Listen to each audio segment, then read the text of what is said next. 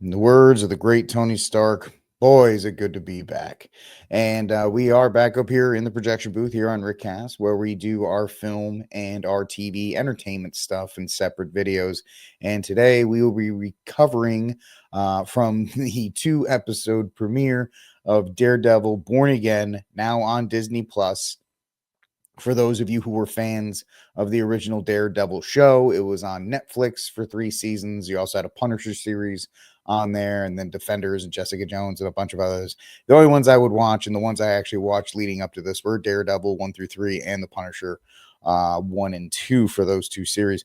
But now we, after too much fanfare, we have the return of Daredevil to the small screen, to the streaming platforms, and there was a lot of trepidation, I think, for a lot of us, because the first 3 seasons of Daredevil, we can say that now with this 4th season, were a masterclass. Even season 2, which its ups and downs, is miles ahead of really anything on streaming services now.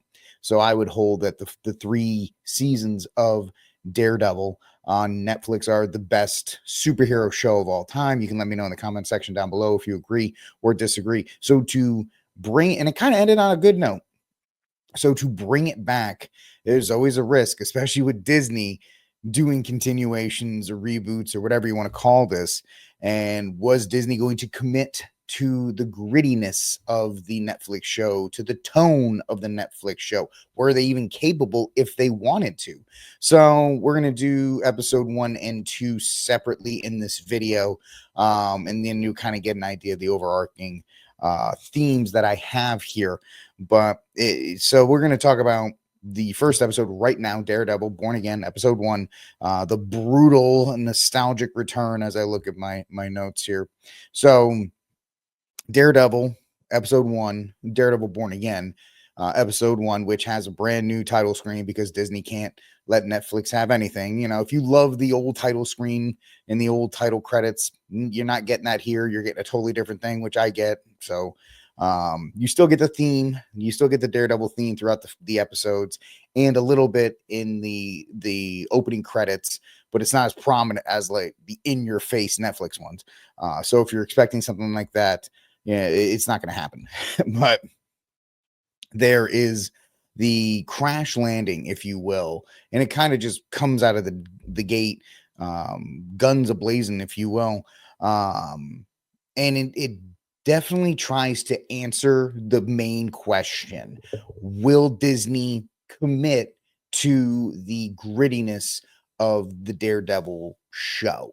And A, will they commit? And B, are they even possible of doing it? Do they have the ability to do it? And so it ended in 2018, picking up after years after season 3. They don't try to say, oh, this happened 6 months later. It almost looks like it happened in real time. We're just kind of picking up presently where it left off. It acknowledges the time that has elapsed. This premiere puts Matt Murdock back into the spotlight with Charlie Cox, and I'll highlight Charlie Cox in a moment, and his performance with action and emotional upheaval, and it tries to live up to the 3 seasons of it that had before. The showrunner wastes no time. His name is Dario Scarpane. Sorry if I don't know your name.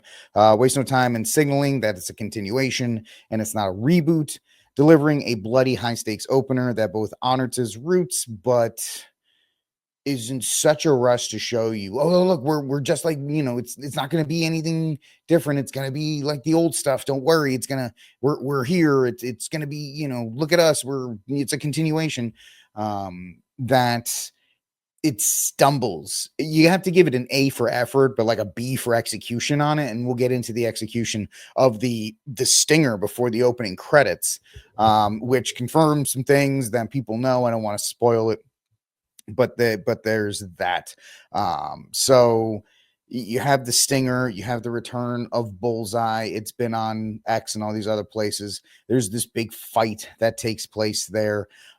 And I'll get into the cons of that in a little bit. It kind of gets into the pros and cons of both of it.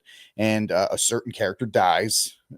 if you've stumbled through the spoilers, you will see that I won't tell you who, but there is a death at the beginning that transforms the rest of the show. And so the rest of episode 1 kind of deals with Matt going through the emotional highs and lows of moving on from said death, having that death weigh on the conscience. Some people are worried that's a little bit of a retread of season 3, but season 3 was a little bit different because he almost died with the Defenders, and so it was more of a personal, he was broken. This one, he was broken physically in season 3. In this one, he's emotionally broken, so it's a little bit different, and I don't mind the opening. Some people were worried that it was too much of safe ground. I don't agree with that too much. I was engaged from the beginning because it's difference physically versus emotionally, and I can deal with that. But moves through. We are introduced to new characters. Old characters are brought back. It's not going to be I'm not going to give you a step by step of the actual plot and stuff like that because, I don't want to ruin any of that for you. I'll just give you my thoughts. I'm going to give you 3 pros and 3 cons on this. So the first pro, obviously, is Charlie Cox. I mean, this guy is Daredevil. Some actors worry about being typecast. Charlie Cox is like, typecast me as Daredevil, please, because it's awesome. And you have to give him respect because he is Daredevil, and it's just the moment you see him on screen, you're just this character. He plays him perfectly. I could when you say like, oh, you can never see anybody else playing Daredevil, because he's there. So he slips back in to the role in its second skin, it's its second skin, balancing the blind lures quiet resolve with this simmering rage of his vigilante urges. That is Daredevil. The performance anchors this episode, especially in quieter moments where grief and moral conflict bubble to the surface. It's really not, it's kind of an easy pro to say Charlie Cox is one of the best parts of the episode. Well, no duh. He's one of the guys who's been championing the return of Daredevil. So he's going to give you every single bit. And I will say that the Netflix shows didn't really do a lot of trial stuff. We did it with the Frank Castle stuff in season 2. Season 3, there was like, oh, I just did this trial and things of that nature. We actually see more of the legal side. We see more Matt Murdock, which I think we want to see him kind of moving into the daily things and the everyday routines, as well as the vigilante stuff at night. If you really love the character Daredevil, you really enjoy. It's kind of the Bruce Wayne Batman thing where the DC has the problem where it's just Batman and they don't do enough Bruce Wayne. Here they kind of balance out Matt Murdock living his life, and then on the opposite side, being Daredevil. Because there was that season 2 where he struggled between, am I Matt Murdock or am I Daredevil? Here he's kind of settled into he's balancing both. So absolutely, if you love Charlie Cox as the role of Daredevil, you're gonna, it's really hard to have a Daredevil show with Charlie Cox that's inherently bad because his performance is so good. The second pro I could give to this is the commitment. Right, some people will say it's like bone crunching. I'll say they committed to trying to go in the same direction as the Netflix show. The fight at the beginning, they really wanted to establish like, hey, we are gonna have this tone that people really loved from the previous show. We're not going to shy away from it, even though it's Disney Plus. And they tried as best they could. I think, to different companies, different styles. I just don't think Disney has the ability to really get into it, and I'll get with that with the cons. But they committed to it, and you can sit back and still enjoy it. If you're watching the 3 seasons and then you go into Born Again, it's not that jarring of a difference. And like I said, I'll get into that with the cons, but it's a pro that they committed to it in the first one. And then in the second episode, towards the end, there is a fantastic fight that you could put in the middle of any of the Netflix shows and it would have fit perfectly. It would have fit absolutely perfectly. And you can see the fact that Charlie Cox actually does MMA. Now, I don't know what level or skill, but the guy actually is a trained fighter in one way or another, which lends credibility when he does these scenes. He does a lot of these scenes without his his outfit. And there's no mask, at least in the second fight. He's doing it as Matt Murdock, and you can really see the commitment to it. And so, seeing the action, seeing the fact that they are not shying away from it, I'm going to give that as a pro going here. And then, of course, the third one is Wilson Fisk. This show is going to be Daredevil versus Wilson Fisk. And yeah, there's nothing wrong with that. It's the best chess game you could have. There's the scene at the diner at the end of the first episode. It's highlighted in all the trailers. Kind of like the Heat moment where Pacino and De Niro are sitting at the table. In fact, except this time you actually have both actors in frame, unlike in Heat where they couldn't stand each other, so they just did over shoulder shots. But you have the diner, probably the best part of episode 1, which, a lot of people say the fight, but for me, the thing I liked about Daredevil was the long character conversations. When they're written well, these characters are so engaging, and it's just a beautiful game of back and forth. And you saw that in the diner scene. I really liked it. I enjoyed it. Especially where these two have come from, and kind of their wrestling with their past and going forward. I enjoyed that a lot. So Wilson Fisk comes back with Vincent D'Onofrio returning, a little slimmer, a little trimmer. He's on the ketogenic diet or something, but he's more muscle. Matt Murdock even calls that out. The new political guys as the mayor candidate. Spoiler alert, he wins if you watch. He becomes the mayor. They don't draw it out, which I appreciate. They don't make it like a 6-episode arc. Will he win? Will he won't? He wins. He gets in. Perfect. Let's just get that out of the way. There was a worry on my part that, there was the Fisk can fix it, and people had blue hats that said Fisk can fix it. And for about 30 seconds, I went, oh man, are they going to make this a Trump analogy? New York, a popular mayor, blah, blah, blah. But once he wins, it's it. It's done. They don't dwell on it. There's some things that are talking like he's a crook and blah, blah, blah, which is fine because it's Wilson Fisk and that it's actually applicable.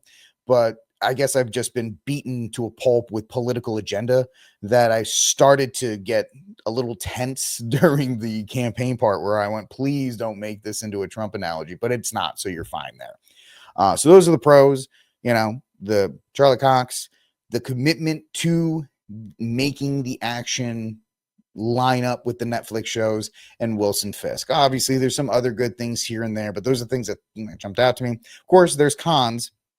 The biggest con that I found as a Catholic, as you can see here, is the absolute just missing the complete and utter removal of Catholicism from this show. The Netflix show, the network, the company that has cuties and Big Mouth didn't shy away from Matt Murdock's Catholicism. The first scene in the first episode of Daredevil is him in a confessional. All right. He's in the church often. The priest plays a role. The first episode, they don't need nothing. A character dies and they don't even have him at a church. In season 3, it was where, season 2, where like some no-name character died. They had him at the funeral. They actually showed them in the church at the funeral. Can't even bother to do it here. Just completely blown over it. They have him stand outside a church for about 10 seconds in episode 2. And they're like, here you go, Catholics. Here's your breadcrumbs of Catholicism, negating the fact that one of the strongest aspects of Daredevil as a character is the vigilante, the lawyer, but the Catholicism that is his North Star. And the fact that that Disney is, Freemason Walt Disney, is just, it's, we don't want to do this. We'll highlight Islam and Miss Marvel, the TV show, all over the place. But, Matt Murdock's Catholicism, that's bad. We don't want to talk about that. Maybe we'll have him walk outside a church and, that'll pacify. It doesn't pacify. Netflix committed to it, and I hope that as the season goes on, we'll see more of a return of the faith aspect to Daredevil, because it's important. And if Disney abstains from that and they try to wash over it, that will be the biggest tonal shift you'll see from the Netflix shows to this. Won't be the action, it'll be the fact that the Netflix shows actually let the Catholicism breathe into the character. It's mentioned all over the place. And then Disney's just like, church, there you go, and move on. So huge con, can't, and of course it's Disney, but it is what it is. The spotty CGI in the first major fight. Now, I gave them an A for effort on the commitment to the actual fight. But there's some scenes in the first part where it's just, you can tell they're using CGI. It's covered because it's at night, so it's not glaring. But if you're going to watch seasons 1 through 3 and then jump into season 4, you're going to go, wow, okay, that's glaringly obvious that they're using CGI, that they're not, they're trying to cover up a lot of stuff. And one of the things that Daredevil had was that commitment to the one shots, and to the fights, and to the viscerality, I guess, or the visceral nature of the fights. It's really removed in the first part of the major fight in the first scene. Now, of course, like I said, in episode 2, it makes up for it. But that first one, they're showcase fight, you can tell, and it takes you out for a little bit.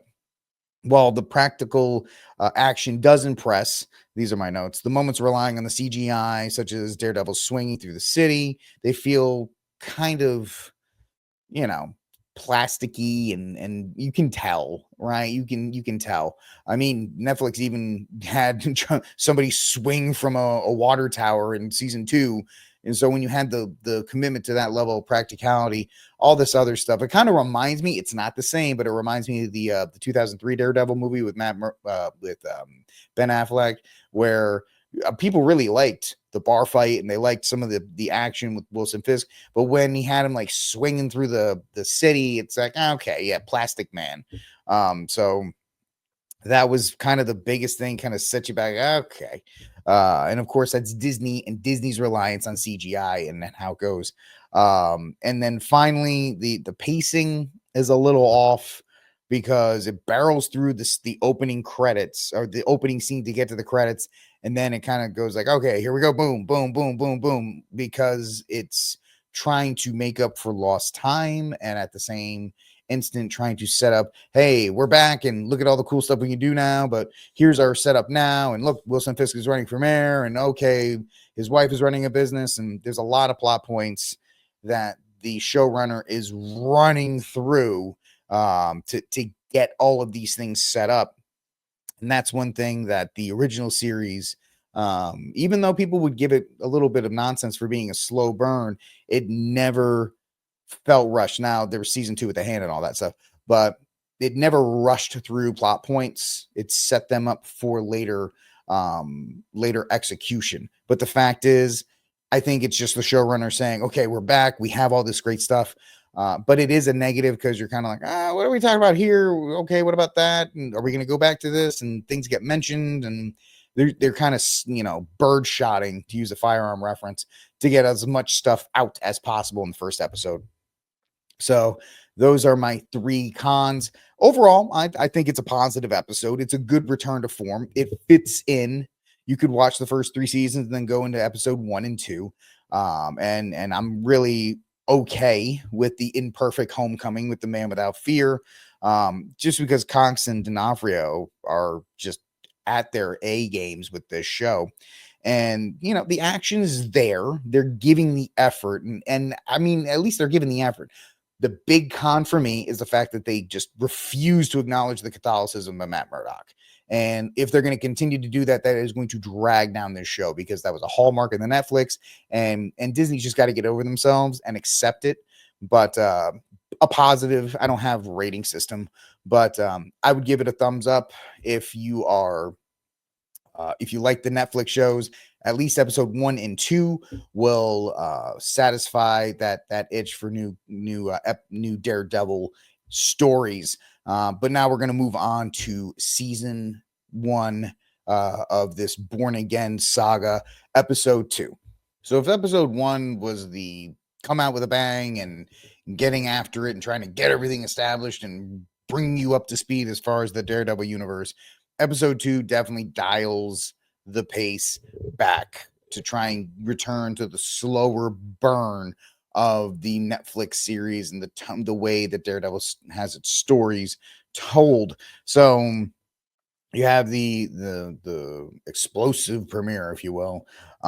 They dialed back to focus on Matt Murdock, obviously played by Charlie Cox again, and Wilson Fisk with Vincent D'Onofrio. You know, he is now mayor, and we get to see a glimpse into Matt Murdock's life as a lawyer. I mentioned that a little bit in the first episode, but we get to see more of the lawyer side of Matt. And if you love this character, then you're fine with it. You really enjoy each side because they play off of each other. And so it shifts the gears into the more character driven narrative that a lot of people enjoyed about Daredevil.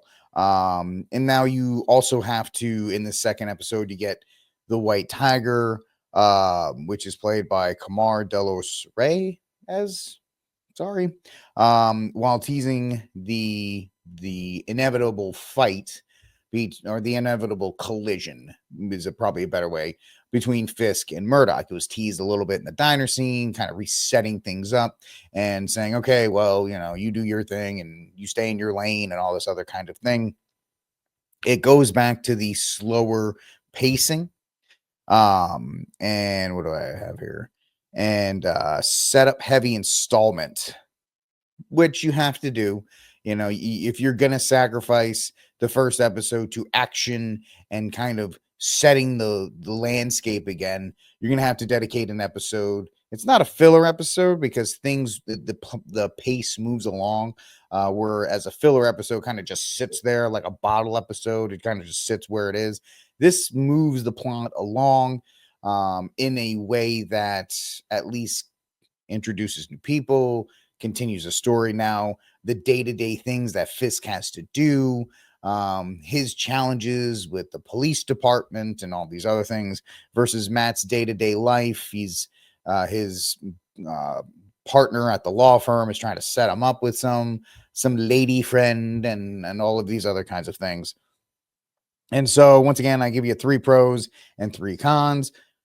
Charlie Cox continues to give a more layered performance in this show, bringing depth to the struggle now, especially that Fisk has won as mayor, and it's kind of bringing that internal rage back that Wilson Fisk just brings out of Matt Murdock anytime his name is mentioned. It brings the guilt and the reluctance that Daredevil is not around. And there's also, I didn't mention it in the first review, but the BB report, Ben Urich's daughter, this is a huge con. It's so annoying. It tries to be like Gen Z relevant with like, hey, let me interview you on the street. And that's a huge negative. I'll get into that, the negatives.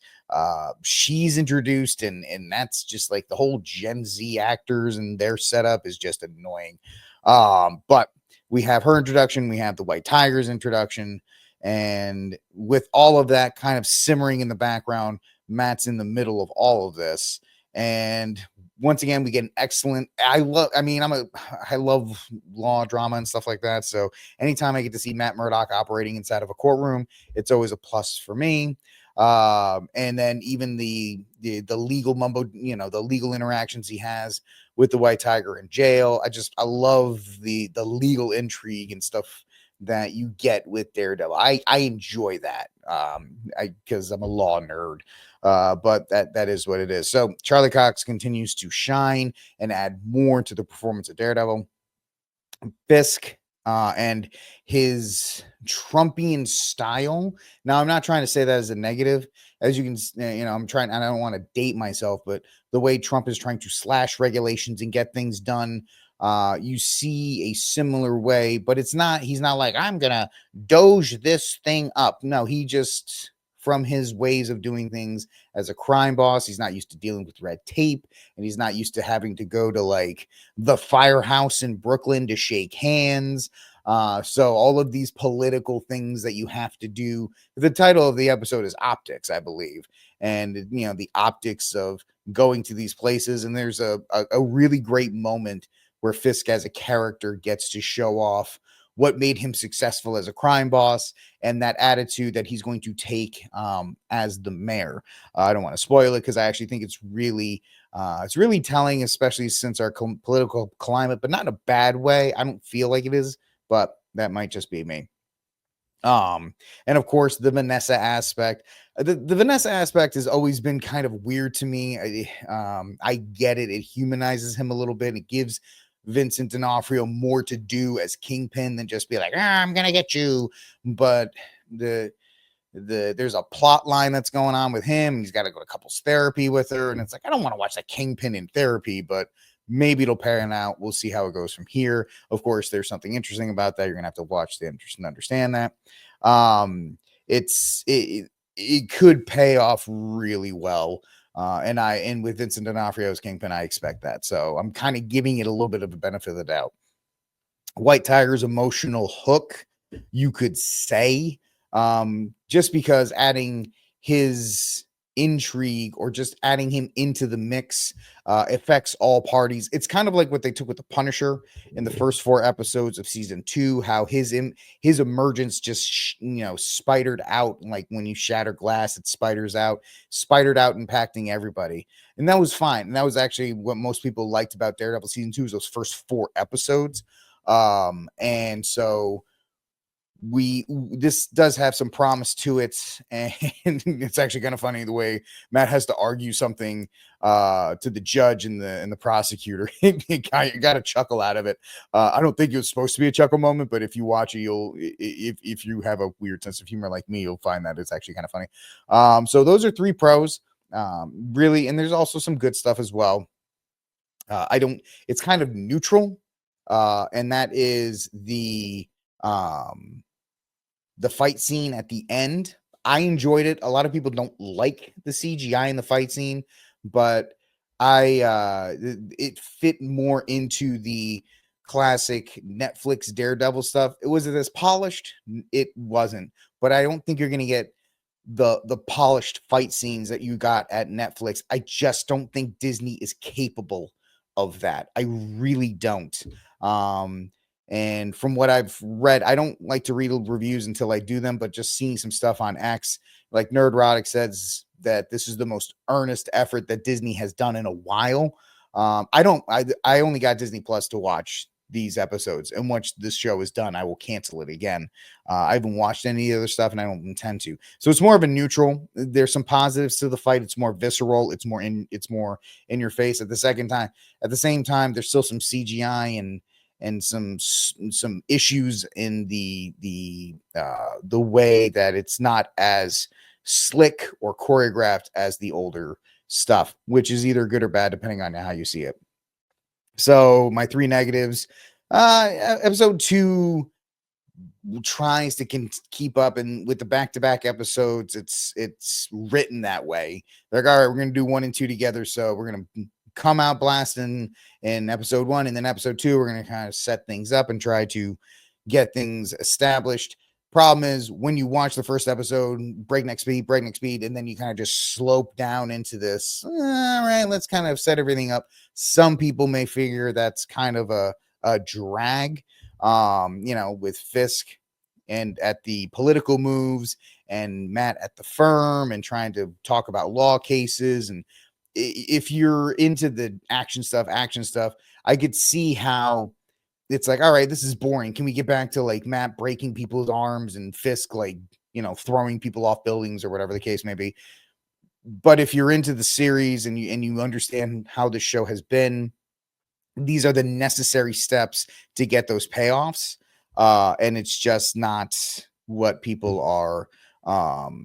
Some people may not be expecting it because the show promises a lot, but it also has to set up as well. The Once again, glaring lack of Catholicism in this episode. There was no Catholicism in episode 1, and in episode 2, Matt stands next to a church and they say a couple of lines from the mass, and I think Disney pats themselves on the back like, great job, buddy. Oh, wow, look at how much Catholicism we included in your show. And it's pathetic. Disney, I hope you put more Catholicism in this show, because if you don't, it's an absolute waste of such an important part of Matt Murdock and Daredevil. And then finally, while the introduction of White Tiger is good, and this is just episode 2, which the older episodes, they were all dropped at once. The Netflix for you, they just dropped them all in one time. We won't see how this plays out until the full season is released. So as of right now, White Tiger is fine. He gets his moments and he's there, but you also have Matt's new love interest, Heather Glenn, and Kristen McDuffie, and so forth. These are kind of just thrown out there, and other people that are introduced. And once again, since we don't have a full season, and that's what you have to do with these streaming shows, you can't judge how a character's used until you see the full season come out, unlike the conventional 22 episode sitcom or the old episode formats, the episodic format on shows on network TV, where you had to kind of show character development and show stuff every week to get people to come back.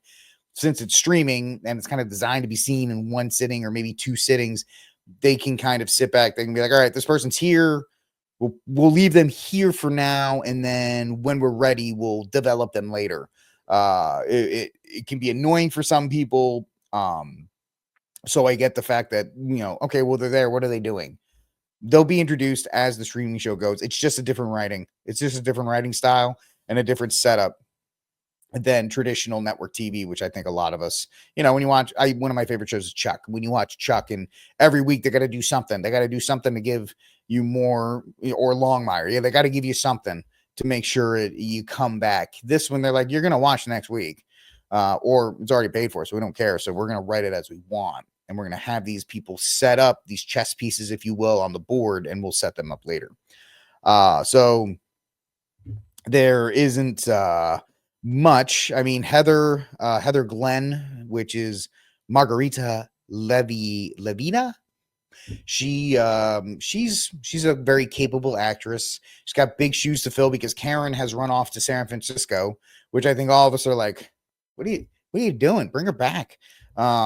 Which I guess they're trying to set that up. She also has other things. She's not just Matt's girlfriend. She also has another role as the therapist for Kingpin and Vanessa. So we have another angle there that we'll see come forward. There's really not much else for her to do, and that's fine right now because she's just been introduced. Because you run that risk of giving her too much exposure or not enough, and I'm fine with that. And then Kristen McDuffie, who is the other lawyer. She was the public. She joined Matt to start a firm. She's playing in the background, which is fine. She's not a main character. She doesn't have to be a main character. I know some people are going to be like, this black woman needs more work. She might have a really crucial role in the rest of the series. But right now, we're getting everything else reestablished. So she may have a bigger role going forward. So it's a transitional episode because it goes from action and setup and we're back and let's get after it. And now it's like, okay, this is an episode of Daredevil. Slow burn, kind of setting the chess pieces up for the explosive episodes down the line, but you got to play setup in order to get those places. And we're seeing that. Cox and D'Onofrio, obviously, they're the two pillars. The show is going to keep running. You're going to come back for them anyway. White Tiger arc is that nice new piece that kind of spiders out to everything to start and connect the dots.